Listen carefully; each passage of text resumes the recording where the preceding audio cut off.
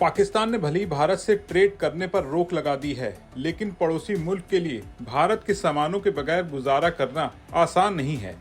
दिलचस्प बात है कि रोक के बावजूद अलग अलग रूट से पाकिस्तान में भारतीय सामानों की आवाजाही बेरोक टोक जारी है।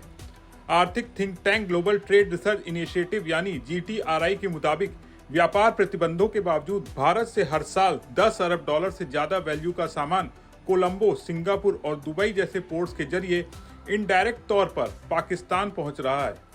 भारतीय कंपनियां इन पोर्ट्स पर सामान भेजती हैं, जहां एक इंडिपेंडेंट कंपनी खेप को उतारती है और उन्हें ब्रांडेड वेयर हाउसों में रखती है। वहां ट्रांजिट के दौरान चार्ज का भुगतान किए बिना सामान को रखा जा सकता है।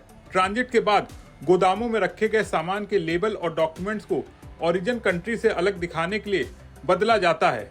इससे लगता है ये सामान किसी तीसरे देश से आ रहा है और फिर उसकी महंगे दाम पर बिक्री की जाती है। इस तरह से कंपनियों को ट्रेड सेक्शंस को बाईपास करने और तीसरे देश के जरिए महंगी कीमत पर सामान की बिक्री करने में मदद मिलती है।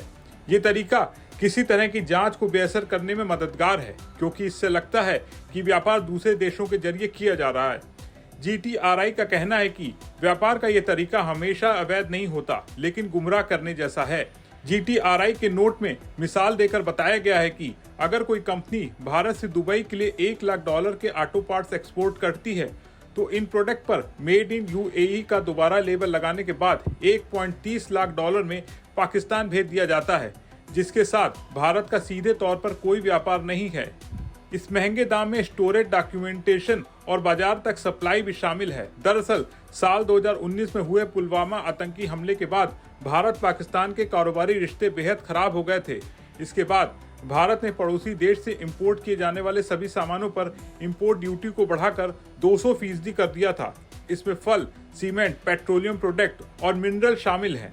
इन प्रतिबंधों का असर पाकिस्तानी आयात के साथ ही भारत पाकिस्तान के कुल व्यापार पर भी देखने को मिला था, क्योंकि इसके बाद भारत में पाकिस्तानी सामान महंगे हो जाने से उनकी डिमांड काफी कम हो गई है।